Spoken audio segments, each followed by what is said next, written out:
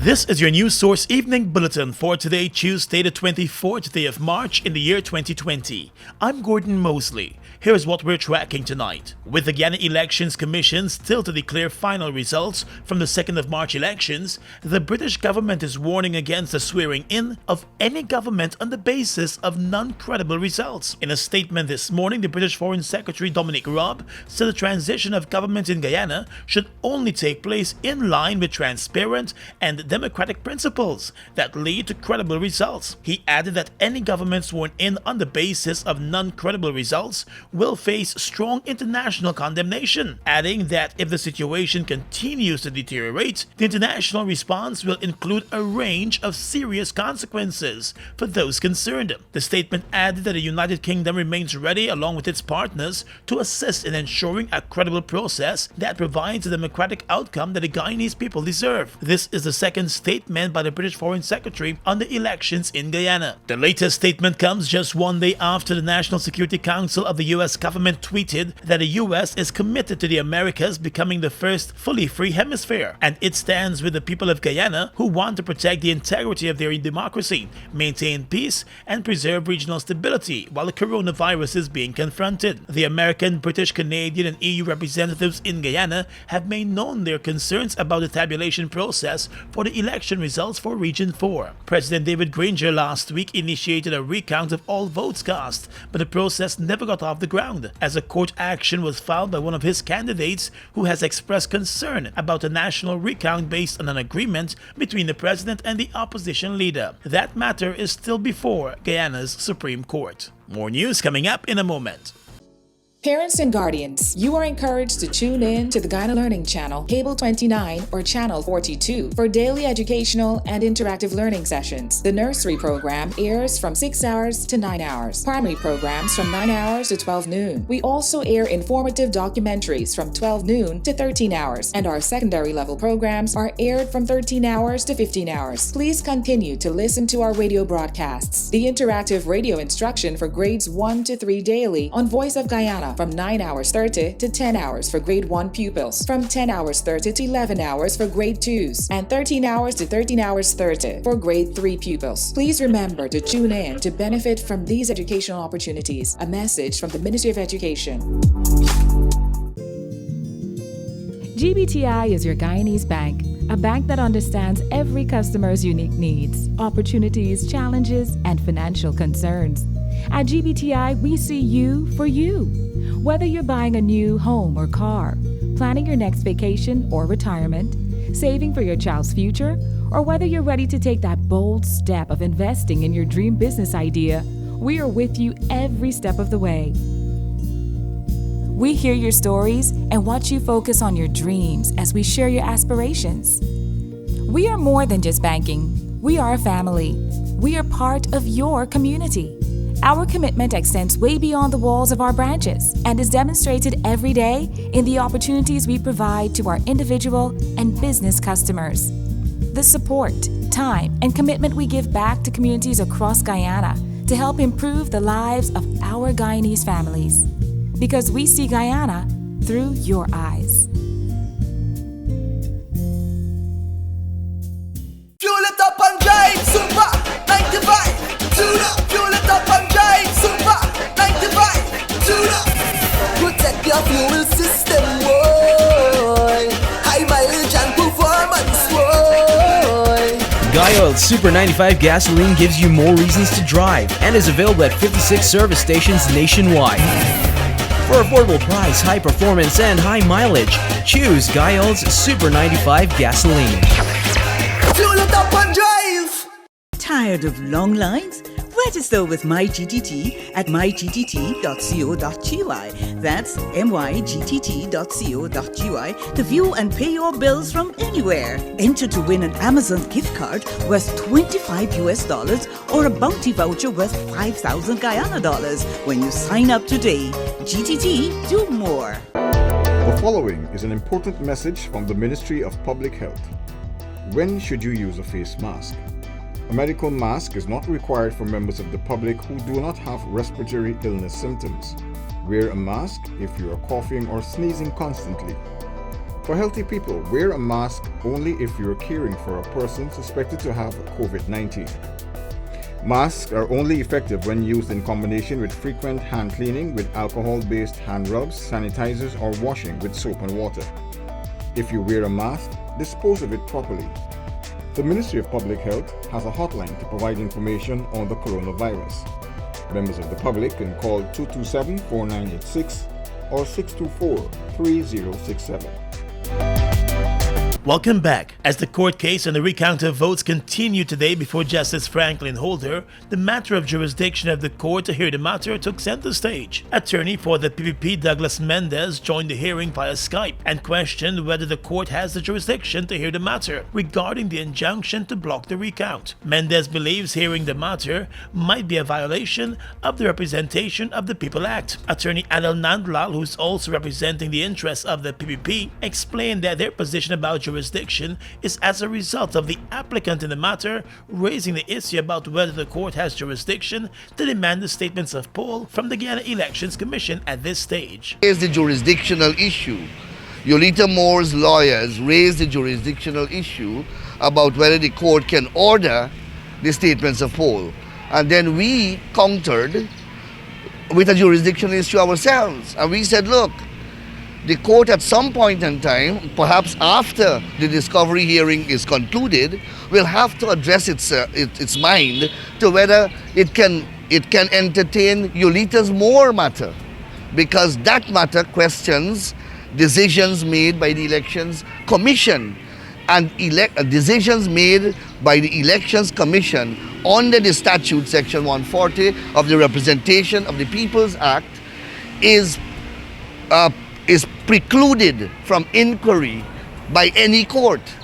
So you have a jurisdictional bar. But attorney Mayo Robertson, who's representing the applicant in the matter, said that if his client felt that the court does not have jurisdiction, the matter would not have been brought up in the first place. We firmly believe that this court has jurisdiction. That's why we brought the action here in the first place. Meanwhile, the attorney for the chief elections officer complained that time has been wasted in court since the issues that have now been brought up could have been addressed in the early stages. But if the court does not have jurisdiction to hear Yolita Moore application, then why are we dealing with this issue of discovery?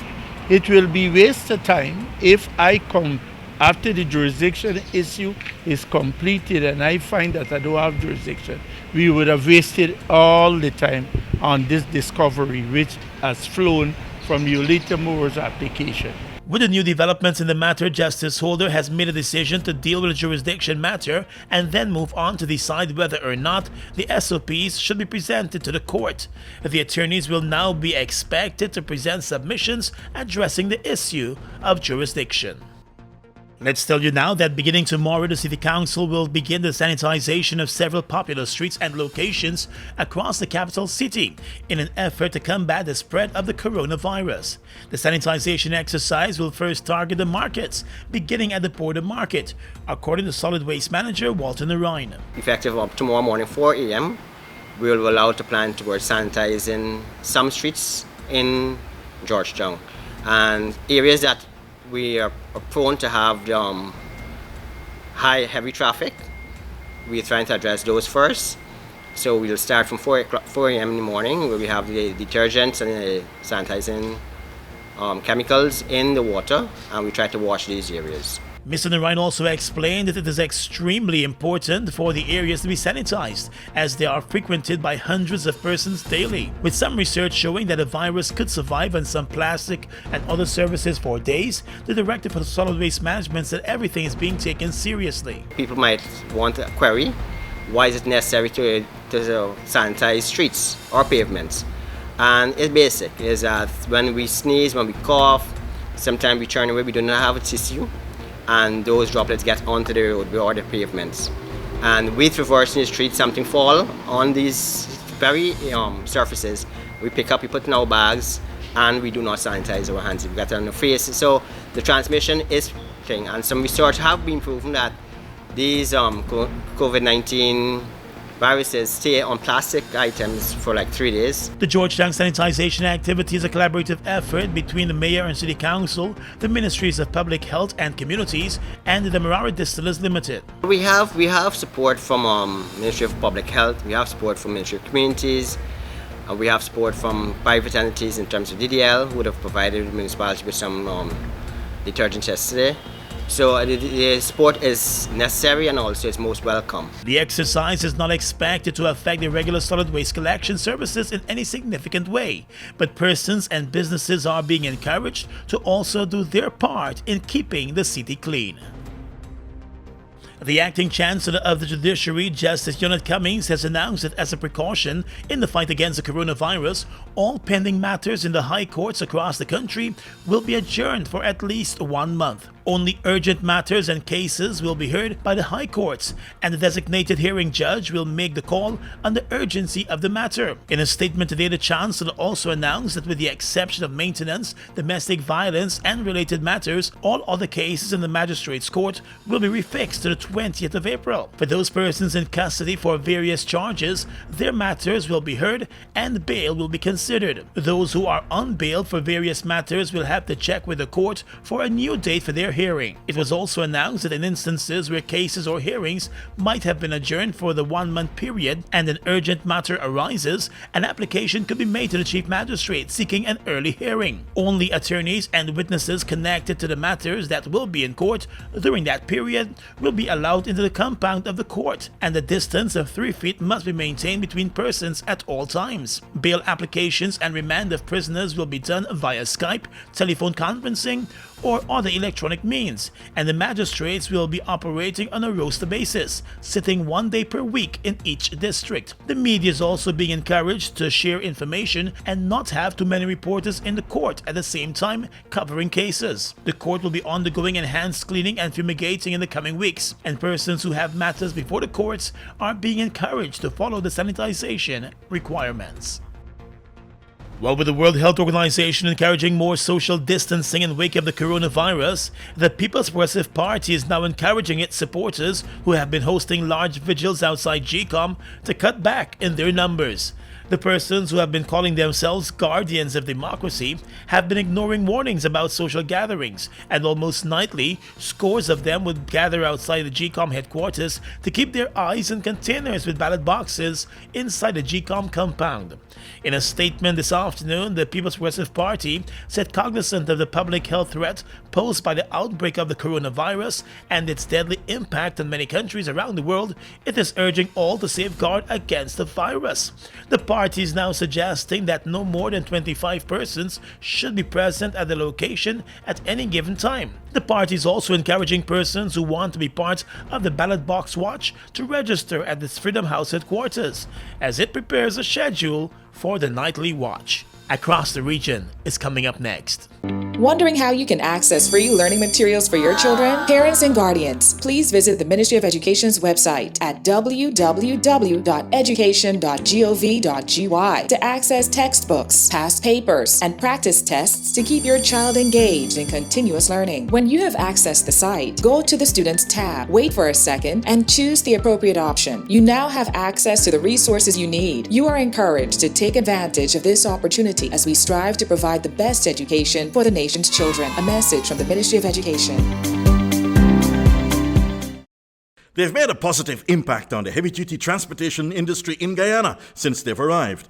Guyanese are amazed at their power, durability, efficiency, and superior handling capabilities. These are brand new trucks, manufactured in partnership with German, Italian, and French companies. They have a powerful reputation for operating under very adverse Guyanese conditions and come with full after-sales service and spare parts. They're the most sought-after trucks today, with over 500 units in Guyana, and they're available in over 100 countries, including South America and the Caribbean. Be smart. Buy brand new ST Howo trucks today. Call 608-4998 and arrange for an inspection at ST Truck Guyana Incorporated, Block B, Public Road, Covenant, East Bank, Demerara. We are legions of men standing strong, but never too proud to stoop and help someone. We must send a clear signal to all. Do right. Walk in upright ways. knowing that's what being a man is all about, and ever aware that things will only get worse when good men do nothing. Stand strong. Be the one to live right.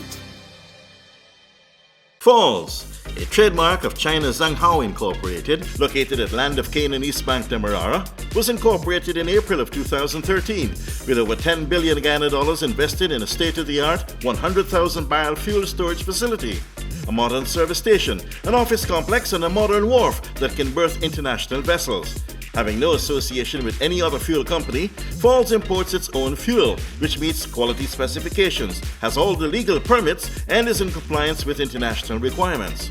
Its bulk facility can load 8 trucks simultaneously at a rate of 1,000 liters per minute, while the service station can service 12 cars at a time using computerized fuel pumps, which can facilitate the use of ATM cards.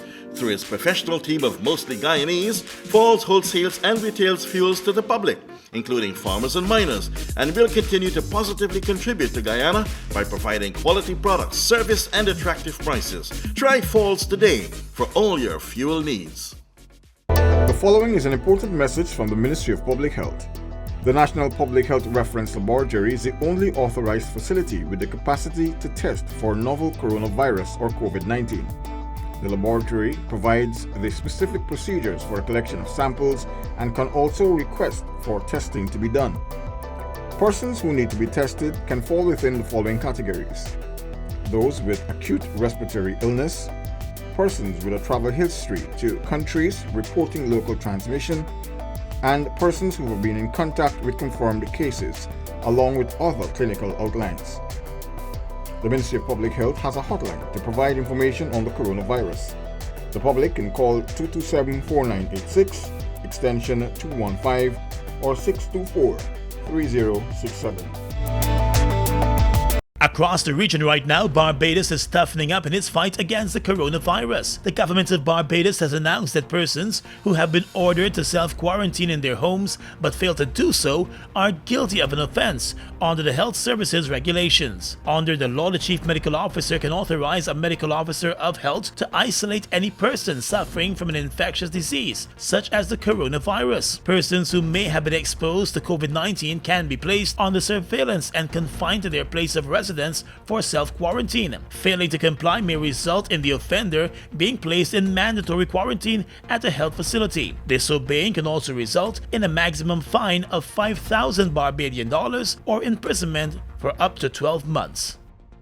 Over in St. Lucia, the Prime Minister there, Alan Chastanet, has announced a 6-hour curfew as legislators prepare to further discuss new measures to be implemented as part of the efforts to combat the coronavirus after the island recorded its 3rd case on Monday. In a radio and television broadcast last evening, the Prime Minister said that in order to legally implement the curfew, the Governor-General of St. Lucia issued a proclamation instituting the state of emergency. Health authorities in St. Lucia are also complaining that persons who were supposed to be in home quarantine have been spotted liming with friends, while some individuals placed in a quarantine facility escaped. The authorities said that while they have been returned to the facility, there are also reports that locals had returned from Martinique in boats and entered the island at unmanned border areas, and that is worrying to the island of St. Lucia.